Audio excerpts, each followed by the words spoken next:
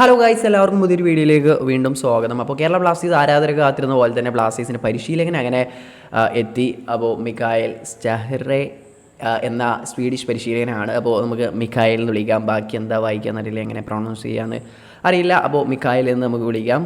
അതിനപ്പോൾ ആശാൻ കൂട്ടണോ അതോ അങ്ങനെ കുറച്ച് കഴിഞ്ഞിട്ട് നമുക്ക് തീരുമാനിക്കാം. എങ്ങനെയായാലും നമ്മുടെ പുതിയ പരിശീലകൻ മിഖായേൽ അപ്പോൾ ഇനി എന്ന് കൊച്ചിയിലെത്തും, അതുപോലെ തന്നെ വരും സീസണിലേക്കുള്ള പ്രീ സീസൺ പ്രിപ്പറേഷനൊക്കെ എന്ന് ആരംഭിക്കും എന്നുള്ളതാണ് ഇനി ബ്ലാസ്റ്റേഴ്സ് ആരാധകർക്ക് അറിയേണ്ട പ്രധാനപ്പെട്ട ഒരു കാര്യം.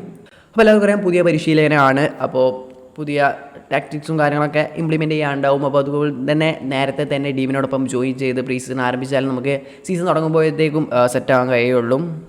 ഇപ്പോൾ എന്തായാലും എന്നെത്തും സീസണിലേക്ക് വേണ്ടിയുള്ള പ്രിപ്പറേഷൻ ആരംഭിക്കും എന്നുള്ളതൊക്കെ നമ്മുടെ പരിശീലകൻ തന്നെ ഇപ്പോൾ വ്യക്തമാക്കിയിട്ടുണ്ട്. അപ്പോൾ പറയുന്നതെന്ന് വെച്ചാൽ ഇപ്പോൾ വരുന്ന ആഴ്ചയിൽ തന്നെ മാനേജ്മെൻറ്റും കാര്യങ്ങളായിട്ട് മീറ്റിങ്ങും കാര്യങ്ങളൊക്കെ നടത്തും.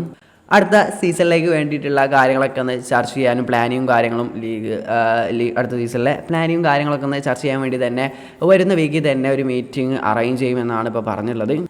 പിന്നെ എന്ന് നമ്മുടെ കൊച്ചിയിലെത്തുമെന്ന് പ്രീ സീസൺ ആരംഭിക്കുമെന്നതിനെ കുറിച്ച് മിഖായൽ പറഞ്ഞതെന്ന് വെച്ചാൽ കോൺട്രാക്റ്റ് പ്രകാരം മിഖായൽ പരിശീലകൻ്റെ നമ്മുടെ കോച്ചിൻ്റെ കോൺട്രാക്റ്റ് പ്രകാരം ജൂലൈ മുതൽ വർക്ക് ആരംഭിക്കേണ്ടതുണ്ട്. അപ്പോൾ അതുകൊണ്ട് തന്നെ ജൂലൈ ഫസ്റ്റ് വീക്ക് മുതൽ തന്നെ നമ്മൾ പ്രീ സീസൺ ആരംഭിക്കുമെന്ന് തന്നെയാണ് അതിലൂടെ മനസ്സിലാക്കാൻ സാധിക്കുന്നത്. അപ്പോൾ എന്തായാലും നേരത്തെ തന്നെ പ്രീ സീസണും കാര്യങ്ങളൊക്കെ ആരംഭിക്കട്ടെ, പുതിയ പ്ലേയേഴ്സിനൊക്കെ എത്തിക്കട്ടെ, ഒപ്പം സൈനിങ് ഒക്കെ ചെയ്ത് ടീം സെറ്റാവും, ഒരു പുതിയൊരു ഗെയിം കാണാൻ സാധിക്കുമെന്ന് നമുക്ക് പ്രതീക്ഷിക്കാം. അപ്പോൾ എന്തായാലും വീഡിയോ അവസാനിക്കാണ്.